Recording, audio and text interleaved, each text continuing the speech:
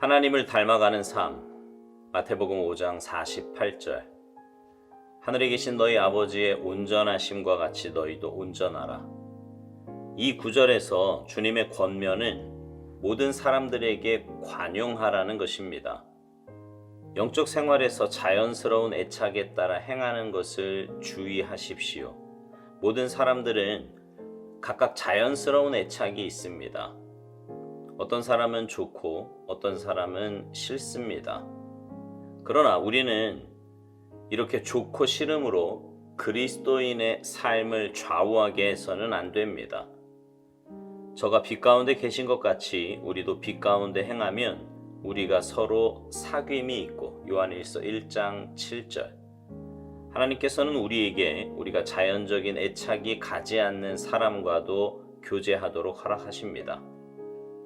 주님께서 우리에게 보여주신 본은 좋은 사람 또는 좋은 그리스도인의 본이 아니라 하나님 자신의 본입니다. 하늘에 계신 너희 아버지의 온전하심과 같이 너희도 온전하라. 하나님께서 당신에게 보여주는 것을 다른 사람에게 보여주십시오. 하나님께서는 우리의 현재 삶에서 하늘 아버지께서 온전하심 같이 우리도 온전함을 증거할 수 있는 많은 기회들을 주실 것입니다. 제자가 된다는 것은 나의 마음을 다해 다른 사람을 향한 하나님의 관심의 날을 일치시키는 것입니다. 서로 사랑하라. 내가 너희를 사랑한 것 같이 너희도 서로 사랑하라. 요한복음 13장 34절. 그리스도인의 성품이 나타나는 것은 선을 행할 때가 아니라 하나님을 닮을 때입니다. 하나님의 영이 당신을 내적으로 변화시키면 당신은 당신의 삶에서 인간적으로 훌륭한 특성들이 아니라 하나님의 성품을 드러내게 됩니다. 우리 안에 하나님의 생명은 하나님의 생명 자체를 나타내려고 할 뿐 경건해지려고 애쓰는 인간의 생명을 나타내지 않습니다. 그리스도인의 삶의 비결은 그 사람 안에 있는 초자연적인 것이 하나님의 은혜에 의해 자연스럽게 되는 것입니다. 이러한 경험은 하나님과 교통하는 시간이 아니라 실질적이고 구체적인 삶 가운데 체험된다는 것입니다. 우리는 혼란스러운 상황을 접하게 되면서도 그 소용돌이 가운데 평정을 취할 수 있는 엄청난 능력이 우리에게 있다는 사실을 발견하면서 놀라게 됩니다.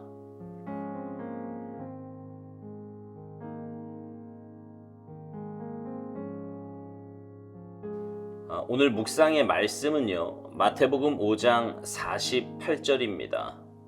하늘에 계신 너희 아버지의 온전하심과 같이 너희도 온전하라. 우리는 이 말씀을 보면 많은 부담감을 느낍니다. 아니, 어떻게 하나님과 같이 온전해질 수 있는가? 그러나 이 말씀의 배경을 살펴보면요, 조금 다른 생각이 듭니다. 예수님은 산상수훈에서 원수를 사랑하라고 말씀을 하신 후에 결론적으로 이 말씀을 하셨습니다. 그러니 이 말씀은 오스왈드 목사님 말대로 모든 사람들에게 관용하라는 거지요. 사랑을 베풀라는 거예요. 원수까지도, 다시 말해서 내가 싫어하는 사람에게까지도 용납을 베풀라는 말씀입니다. 오스왈드 목사님은 인간의 자연스러운 애착에 따라 행하는 것을 주의하라고 말합니다.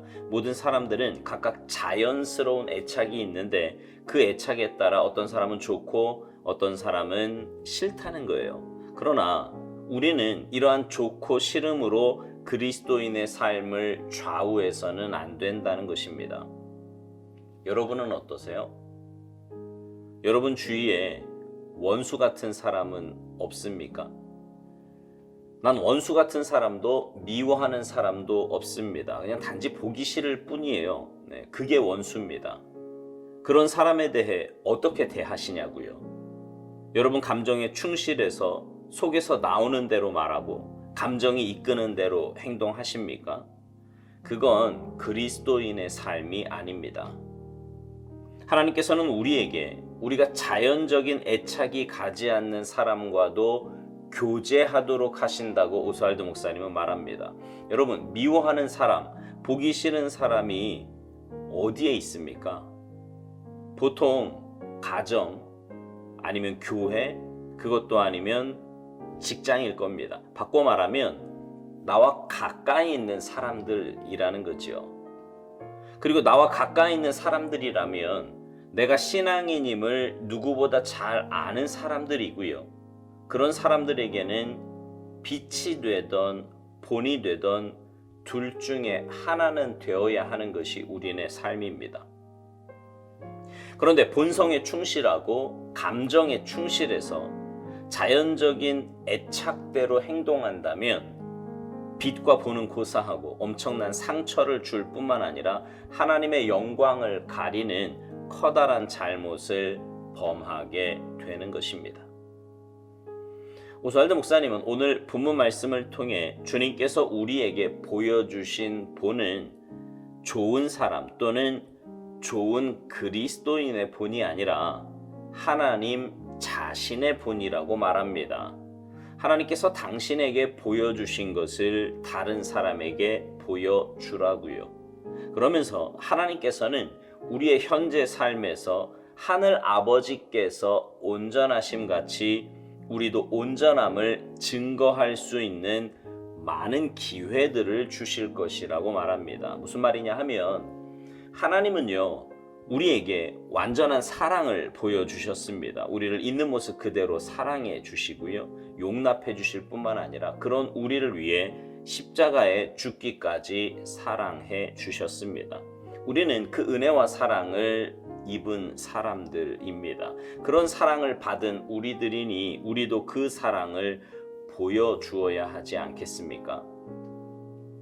그래서 하나님은 우리 주위에 그런 사람들을 두십니다. 오늘 묵상 표현대로 자연스러운 애착이 가는 사람만이 아니라 자연스러운 거부감이 드는 사람도 두십니다. 그리고 그런 사람을 주님 우리에게 그렇게 하셨듯이 우리도 그렇게 사랑하고 용납할 것을 명령하십니다. 오스왈드 목사님은요, 제자가 된다는 것은 나의 마음을 다해 다른 사람을 향한 하나님의 관심에 나를 일치시키는 것이라고 말합니다. 제가 종종 그런 말씀 드렸던 거 기억하십니까? 하나님께서 나를 사랑하시는 그 사랑으로 다른 사람도 사랑하신다고요. 그러니 하나님의 작품에 흠집 내지 말고 하나님의 시선으로 그 사람을 바라보라고요. 그러니까 주님이 사랑하시는데, 주님이 나만 사랑하시는 게 아니라 내가 별로 안 좋게 생각하는 그 사람도 사랑하신다고요, 주님이. 그래서 주님이 사랑하시는데 우리가 뭐라고 그 사람을 미워합니까? 주님이 용납하셨는데 우리가 뭐라고 거부하냐고요. 주님이 용서하셨는데 우리가 뭐라고 정죄합니까? 요한복음 13장 34절의 말씀처럼 주님이 우리를 사랑하셨듯이 우리도 그렇게 상대방을 사랑해야 합니다. 그것이 주님의 명령이요, 우리 그리스도인들의 마땅한 삶입니다.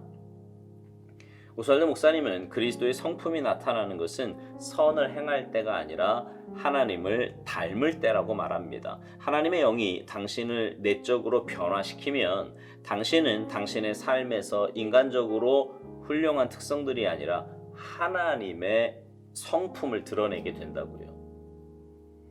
여러분 안에 계신 그 성령님의 인도하심에 귀 기울이시기 바랍니다.